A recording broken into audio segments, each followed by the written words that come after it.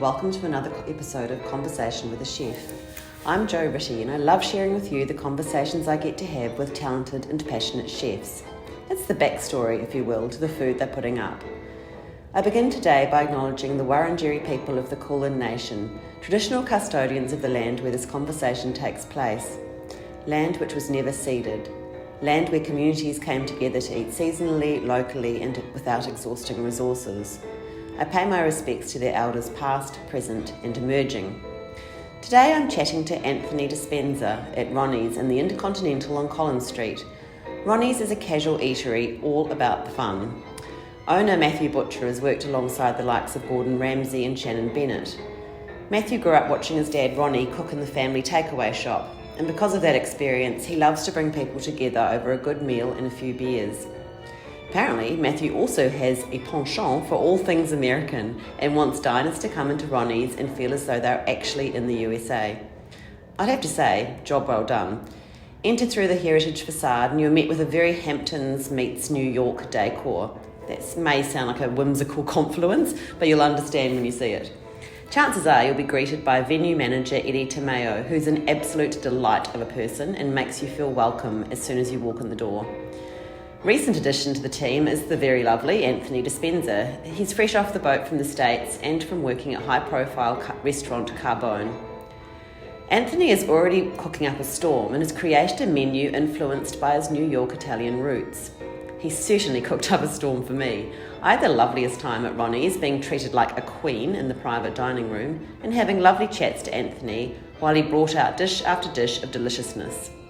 I'm really excited to share this conversation with you. There's general chat about the food, how Anthony came to be a chef, and his thoughts on why we must move forward past COVID lockdowns to reclaim our humanity. I can't tell you what a wonderful afternoon I spent at Ronnie's. Well, actually, I can. It was a wonderful afternoon. If you're looking for an all-round hospo experience, from great service and ambiance to excellent wine and exceptional food, then Ronnie's definitely is it.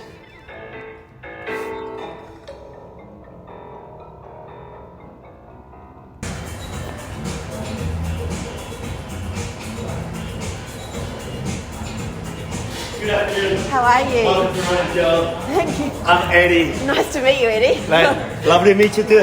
Good. It's an honor to have you here. Thank you. How's Thank things? you. Yeah, good. I just actually got so cold outside because it was so warm before, and I just got chilled. So it's nice in here. It started to do a beautiful day this morning, all sunny, everyone Yeah, now, that's just jogging right. with the coffee and all that. It's going to be amazing. Yeah. Unfortunately, we didn't have that much people coming for lunch because at the Rialto, normally we depend on the corporates around here. Of course. But the Rialto, they always give like 2 days away. Yeah. So Thursday, Friday, they don't go to work.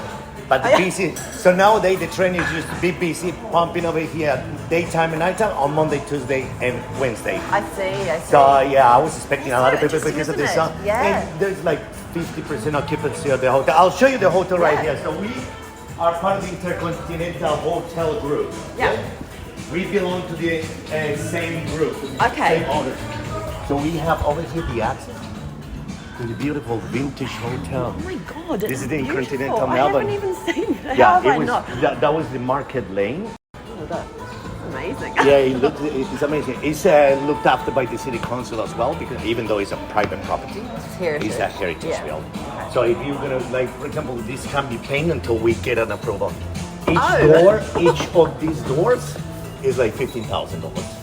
And you can't touch the windows, you can't just clean it, you had to call someone just to make it special. Wow. Yeah, it's something big. And over here we have Ronnie's. Yes. So Ronnie's created, you know Matthew Butcher, right? Yes. So Butcher, his idea was just to keep the idea of something simple, casual. He loves USA, you know that he loves the Hamptons, he loves New York. He wanted to create something nice and very Hollywood style. So his dad, Ronnie, his big side recipes and everything, he wanted to recreate the same thing that his dad was doing in the Chuk. Yeah. So he called it Ronnie's. And just to make it like really nice and American, because he loves movies, everyone who is hanging on the wall is called Ronnie. Oh wow. Okay. Can you tell? And that is his dad. Oh. So you got Ronnie McLaren over there, the guy from the movie. You got every single Ronnie here on there, just right there. That's cool. Yeah, and people just love it sitting down That's again, so just good. talking about this, talking about that. It does. It feels It does feel You gotta American, see this doesn't it? place. You gotta see this place in the night Ah, time. yeah. The vibe is amazing. Everyone just enjoying pastas, drinks, apple spritz coming from the bar, fresh espresso martinis, margaritas, limoncellos. So we just try to recreate what Matthew likes, which is having fun. Yeah. No fine dining, no fine style. It's just Yeah. very nice and casual. And over here we have a beautiful open kitchen. Used to be the merchant in the past. Okay. So the merchant Italian place Yeah. that stay over here Yeah. for probably 5-6 years. Yeah. And they were completely different owners. So we bought. This is Prenay. Prenay is one of the commis chefs. Yo is part of the social media entertainer. She's a journalist. She's gonna be doing some work tonight with us. Just come through this way. Have you met Anthony? No, I Dispensa haven't. before? No. You haven't? Chef Francie, can you please call me Chef Anthony, please? And over here we have the second area. So over here we make the pasta. This is where Anthony does everything. And here is always on the pasta in the front, Yeah. just leading the line. Over there we have the grill area. And in this area we have the cellar. In the cellar we have like Oh. out of 100 wines we have 70% Italian wines, Yeah. especially Toscanian, Sicilian, Chiantis, etc. And then we support 30% of the Australian industry. A lot of wines from Barossa, a lot of wines from the Peninsula, Pinot Noir from Yarra. And this is the PDR. Wow. So the yeah. PDR is the private dining room. beautiful. People is exclusive use. We feed 20 people over here, doing Fridays, Saturdays especially. We do private events over here. Christmas party is going to be a busy time ahead this Yeah. summer. Even though with the circumstances of not having the right staff, we're just going to do our best to provide people with this experience. And how long have you been open? So 17 months now. Yeah. It was Oh. our birthday, the first anniversary in okay. April. Yeah, right. Yeah. And the change, I guess, is getting. So when did Anthony come? Anthony moved back here 3 months ago. Okay. He came from New York. He was working over there for what's it called? Carbons. Yeah, the big one, the famous one. Yeah.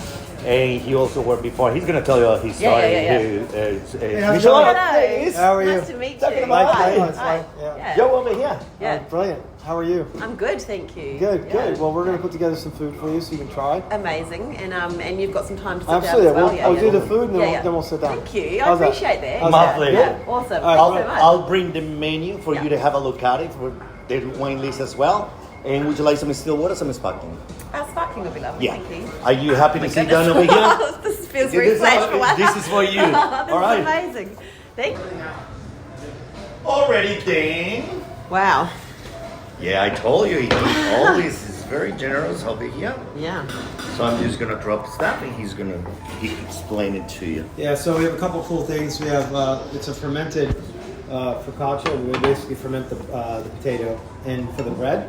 Oh. And then we have a lovely mozz that we kind of like warm. So it's like pre-warmed that we put in a bath. And then here's like a stracciatella cucumber salad that we put like aged balsamic, olive oil, and tons of herbs. So it gets mint and fresh dill. And then last is one of my favorites. It's our beans, which are basically we brine our own beans, and then we slow cook it, as well as we slow cook the octo, and then we just finish it off with a little bit of fresh dry oregano that we do in house, with olive oil and smoked pimenton, which is pimenton is smoked paprika. Amazing. I saw an Instagram photo of the octopus and I'm like, oh, that looks pretty good. I'm pretty excited. Thank you. Yeah, that'd be great. That'd be great. So you've been cooking for 3 weeks here, but you've been here 3 months in Melbourne, is that I've been right? here 4 months actually. 4 months, yeah. Yeah, 4 months. And how did it come to pass? Because you were in this amazing restaurant in New York. Why come to Melbourne? So Matt Butcher, who I met in Los Angeles with Gordon Ramsay back in, I think it was like 2011 or something like that. He and I worked together we kind of actually were on the set with Gordon at the beginning because he was doing some TV shows that we were there before we were going to go into the restaurant. So he kind of just put us there, which was cool because I saw Gordon Ramsay literally every day. So that was fun to be able to work hands-on with Gordon daily. So, yeah, I don't think many people get that experience to be able to do hands-on with him, No. especially today. So Yeah. to work with him for like, I don't know, we worked 3 months together, Yeah. every day together with him. And then I have lots of questions about that, but keep going. yeah, he at that point, then he kept doing his filming, and then we opened up the Fat Cow, Matthew and I, and then that's where Matt and I basically began our relationship really well. And as it went along, you know, Matt went his way, I went my way, but we've always stayed great friends. And he followed me all the way. He actually came to London to see me in London when I was at dinner by Heston, so he was there, and he's just been a very good friend and a good follower, I guess. And when just before COVID had hit, he was asking me to come out, and I was like, I don't know, man, just because there was so much stuff going on. And then I had been pre-hired at Carbone's, but COVID happened, so it kind of got pushed back. So I did some consulting in New Hampshire, and then Carbone's opened up, so I went to Carbone's. And then when Matt found out I was at Carbone's, he's like, "You've got to come here." So I don't know, Matt, and he kept begging, and then finally he came to New York to sit down with me, and Wow. that was it. It's good to be so wanted. Yeah, exactly. Had you been to Melbourne before? I've never been. You got to eat though. Yeah. I don't want all this food cold and I can never taste it. No, I'd never been to Melbourne, but I gambled on, or I doubled down, as I call it, because I trusted in Matt that this is the place to be, and that's why I made my way out here. I imagine though, as a chef coming to a new city, we think we're pretty big in Melbourne, but it's not New York. So do you have to change the way you do things to the audience, or do we have to change to you? I think the one thing that I was trying to do, and I think it's going to be a slower process, is just to teach people what New York is about. You know, and I think Melbourne should have that understanding, or that the fun part of it, meaning I want them to come in here and be able to experience as if they're in New York, rather than to be someone that's from Australia to come into an Australian restaurant.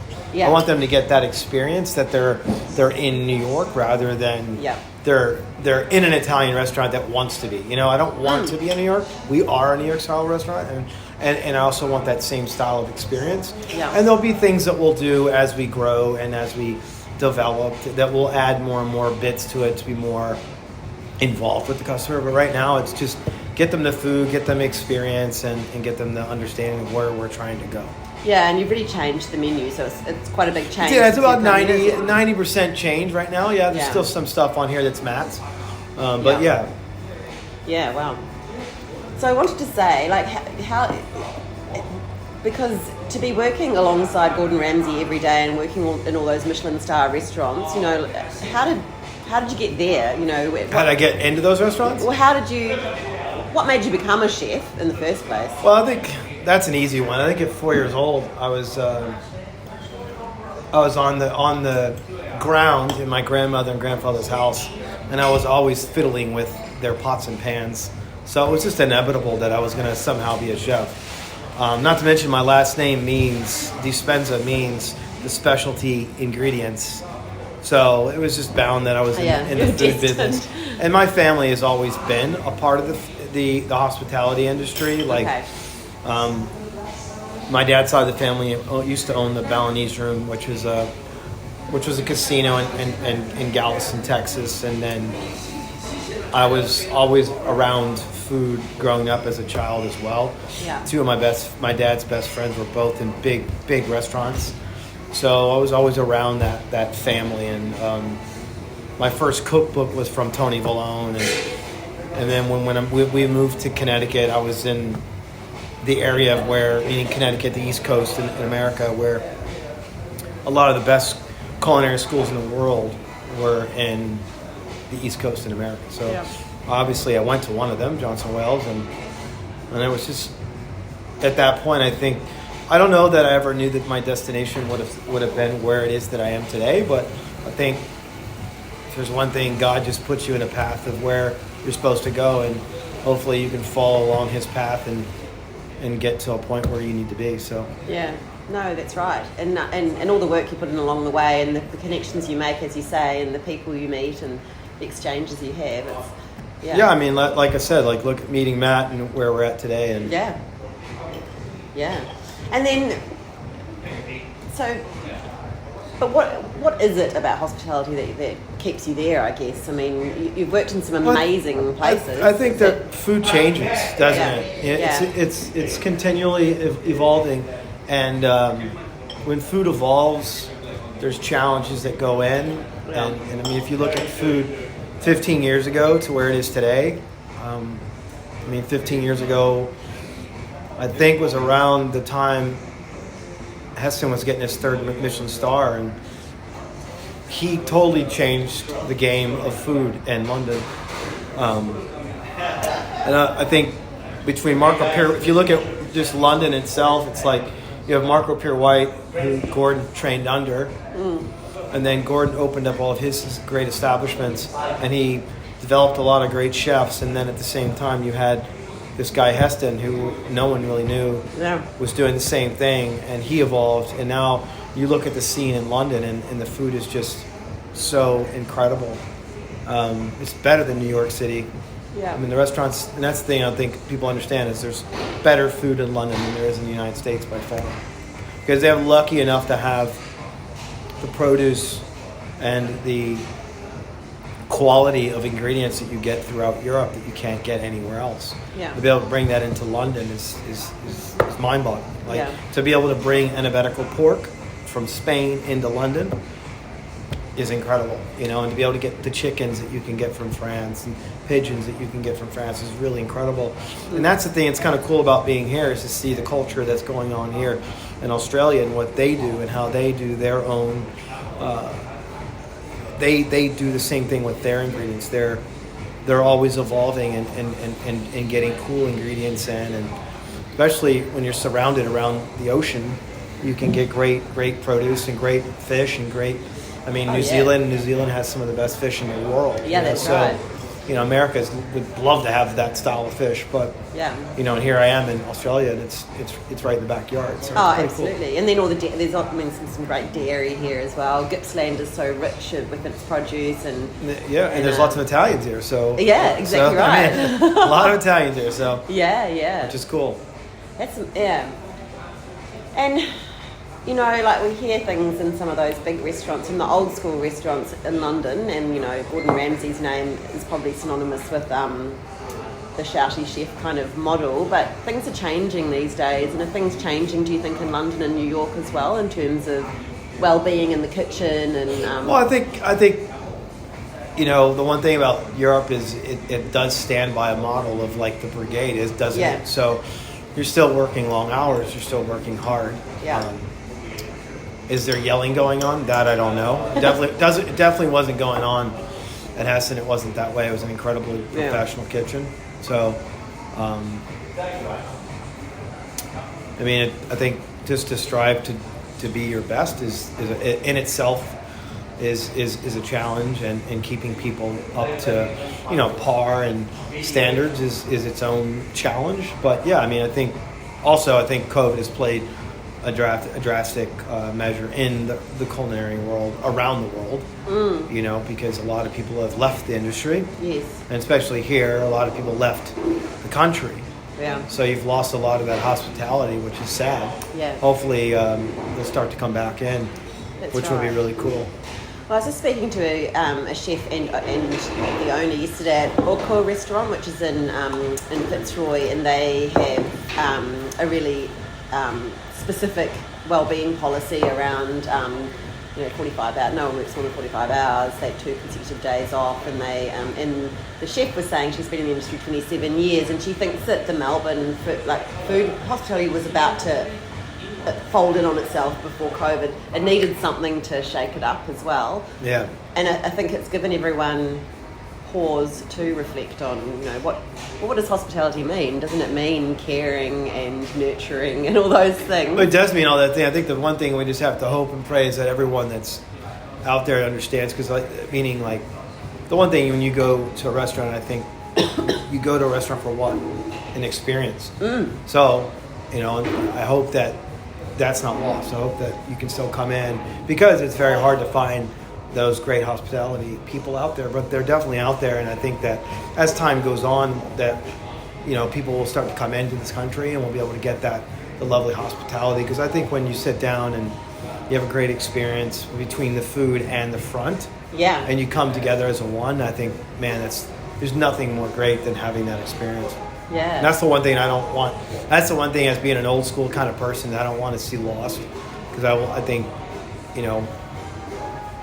when you sit down in a restaurant, I think there's so many levels of things that play into someone's experience. It's the people that are there to take the food order, the people, to the music, to the food, to just the engagement with the customer. Because then you walk away, and you've got the ambiance as well. So when you have all those lovely things put together, as a guest, you can walk away really, really enjoying it. And that's my main goal here, is to try getting people those experiences. Yeah.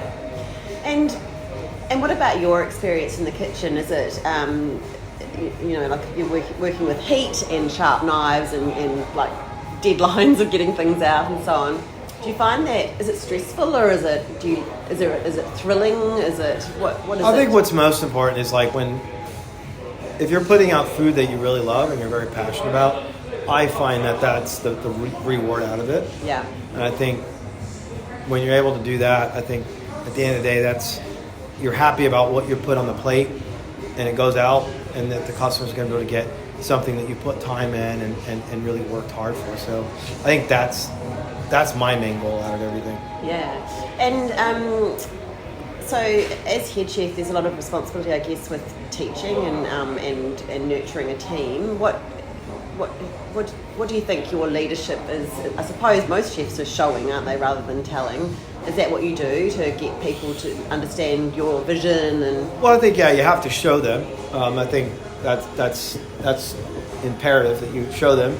I just guiding them and just showing them, the ways that you've been taught, and the ways that, me personally, as a person that learns, I don't learn by just looking at something. I need to be shown. Then if I'm shown, then I'm able to go. So I think if people can look at it from that perspective, because I want to show people. Sometimes people take the engagement and they go ahead and do it, and it's like 90% of the time when you do that, you fail because you weren't shown the right way. But when you're shown, at least you've seen it. Because I'm a visual learner, so I think that if you're able to show the visuals, then people can learn from that. Yeah. And then continually just hound them until they get the understanding of what you're trying to do overall. Yeah. And it's, I guess it's interesting too. It's nice to hear that you're a learner. I think that would be important, to keep considering new things and being. Are you still surprised? I feel like you've worked in these top restaurants, and you've done molecular, and you've done classic cuisine, and you've done Italian. And are you still able to be surprised by food? Am I surprised by food? Yeah, can you be? Of course. I think that,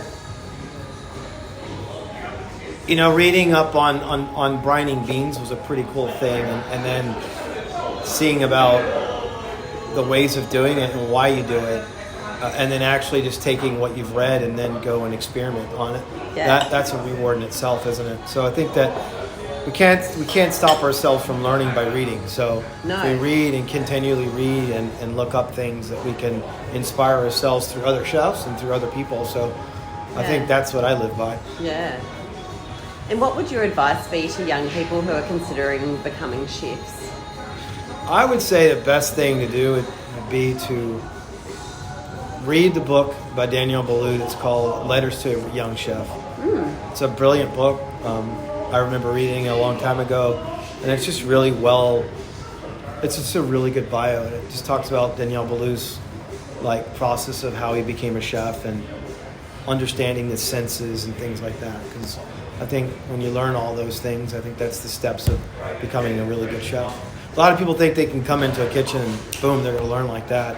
It doesn't work that way. There's just so many things to learn. You got to go through mistakes. You got to fail in order to learn. Yeah. And if you can't fail, then you're never going to learn. So I guess it's sort of like how Denzel Washington said, fail big. Because if you can fail big, then you can learn. And I think that's probably the best way of looking at it. Perfect. Thank you. Yeah. Oh, that's awesome. Yeah. Yeah, wow. Great. This is delicious too. Thank you. So where is this from, this cheese? It's a company that we outsource here. I forget the name of it, but it's a local one, and Okay. we just re-warm it up so that it's warm. So I don't know if it was warm when you ate it. Yeah, it was, yeah. But I wanted to make our own, but I can't find curd here, so it was the best way of kind of playing with it. I guess that's a whole learning thing too, isn't it? Discovering what we've got here and what you can It's definitely a access challenge for sure. making new relationships with suppliers and so on. Yeah, very hard for sure. Yeah. Learning different purveyors and ingredients and Yeah. I think that's the fun. This is one of my favorites here. Oh, really? Yeah. Yeah, it's compressed cucumbers that we compress and How do you compress a cucumber? you put them in the vac machine and we compress it with apple cider. Oh, wow. So it's going to have like a little citrusy, and then we make our own little vinegar that goes on it as well. So there's like 3 vinegars in there. Oh, wow. So you get like 3 levels of vinegars in there. I don't know. I didn't know that a cucumber could be so complex. That's really amazing. Yeah. Delicious. And eat the mint with it. Yeah. A lot of people get intimidated by the big bits, but Yeah. eating it together and in the dill, you get the flavors all together. It's. I'm a real big fan of adding freshness back into steins Yeah. because then it pulls things together in the mouth. Do you think about food 24/7? Do I think about say it Do you again? think about food 24/7? Pretty much, yeah. I know when I'm sleeping, I'm still thinking about it for sure.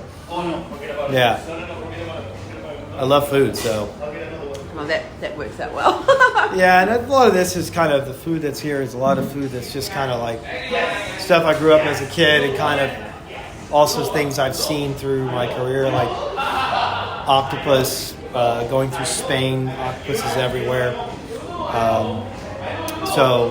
And olive oil and things that all these ingredients that I experienced when I was in Europe Yeah.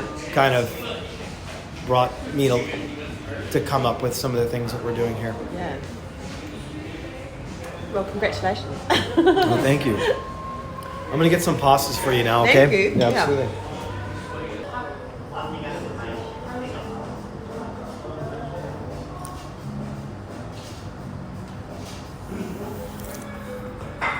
Here we go. Little classic gnocchis alla volo. Beautiful. And then we have an alla vodka. So what we my do favorite. with this is we make our own fresh whipped ricotta, and we put that on just to kind of cool down. So if it's a little too spicy, Yeah. you can have it. And then there's extra if you'd like. God, thank you. Oh, amazing.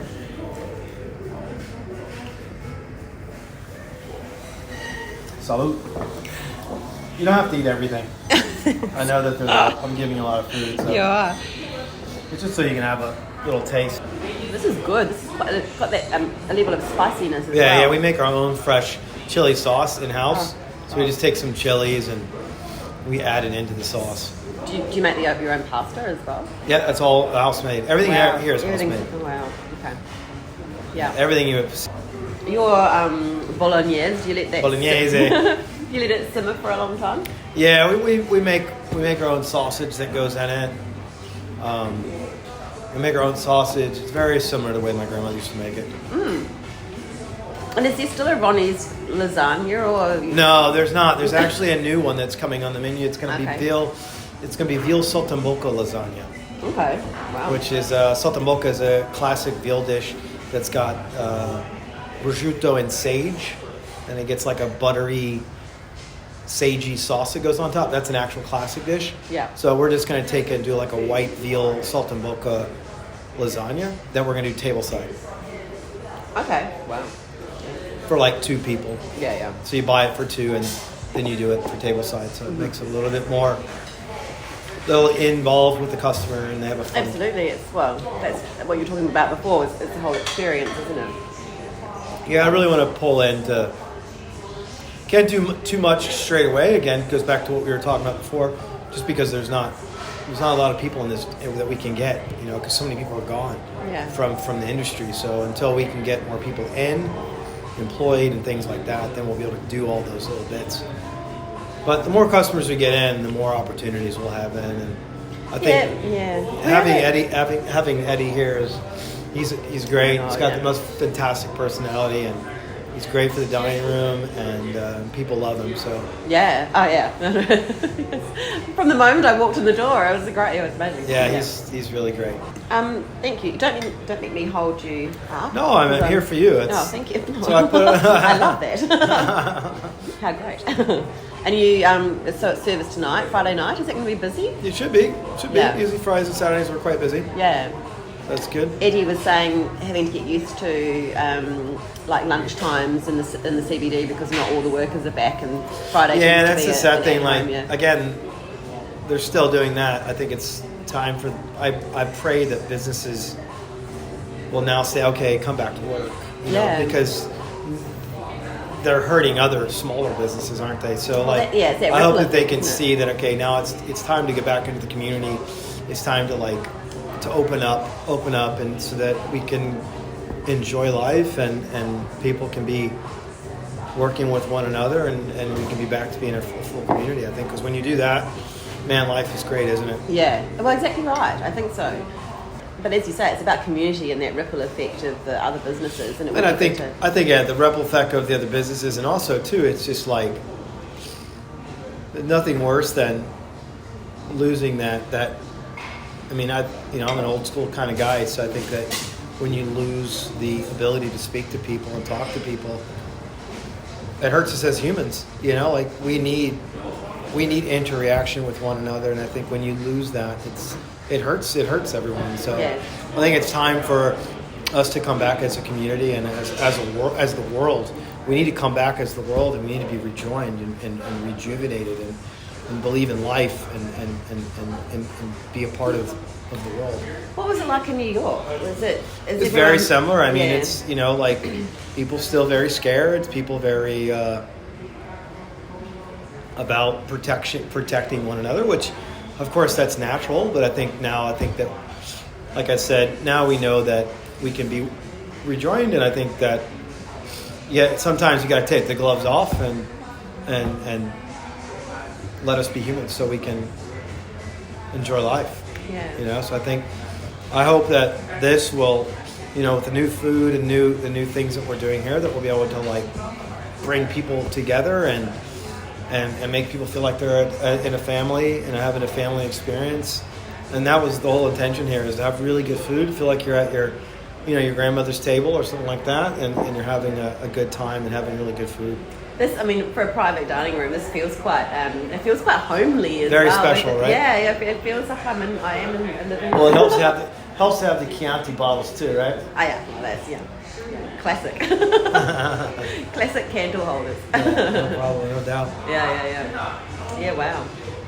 We have one more dish for you, so I'm going to grab it for you. Thank you. All right, here's one of the fun dishes. So it's salmon alla Modena. So Modena is where all balsamic is made. Yeah. So this is just to get a little fun taste of being in Modena. Beautiful.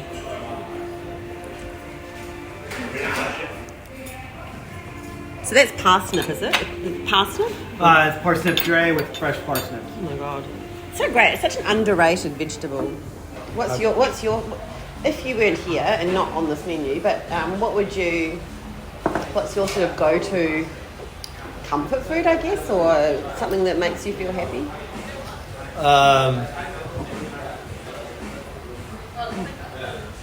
I'm a big ramen fan. I love ramen. I love ramen. Ramen's a good food for me. Yeah. Right, a good hamburger. Nice. Yeah, good hamburger or ramen. Those are my two faves. Yeah. This is delicious. Thank you. Yeah, pasta. Yeah, I love it. Parsnips are one of my favorites. It's one of those things when we were kids that my mother just boiled everything, and so cauliflower and everything was just boiled, and Brussels sprouts and everything. And nowadays, Brussels sprouts are so delicious, and cauliflower with like a puree with scallops is so delicious, and it's so different from the cauliflower. That's funny you said that. I used to have this cauliflower risotto with scallops and caviar and brown butter, sherry, fresh cauliflower on top as well. What are your thoughts on caviar bumps? This latest trend. I know, I noticed that. That's a thing over here I see. Well, especially in Sydney, they're doing it. Yeah. I think it's kind of funny. What is that? It's kind of funny. A bump. Yeah. Thing is, I love caviar, so I think I could just have a bump. Yeah. All right. Okay. Wow. Yeah. Do you have any other questions? I don't think so. You've gone above and beyond my questions, which is great. I'll let you get back to the kitchen. Thank you so much. Absolutely. It was a real pleasure. I'm glad that we got a chance to meet. Oh, me too. And thank you so much for feeding me so beautifully. Oh, well, no. That's our job. But also, I mean, you're a bit of a celebrity yourself, so no, thank you for your time. I'm definitely not a celebrity. I'm definitely not a celebrity. Thank you so much. All right, lovely Appreciate to meet you. It. Pleasure. Have a good service. Thank you so much for listening to this episode of Conversation with a Chef with Anthony Dispensa at Ronnie's. If you'd like to see all the goodness for yourself, which of course you do, check out Anthony's Instagram at Chef Anthony Dispensa. That's all one word, and also at Ronnie's Melbourne. Also all one word. As for me, I'm also on Instagram at Conversation with a Chef, and if you want to read the chat, you can head to www.conversationwithachef.com. Now, I'd really like it if you told a friend about these chats, and of course you can follow me on Apple and Spotify podcasts. Once again, thanks for listening and have a great day.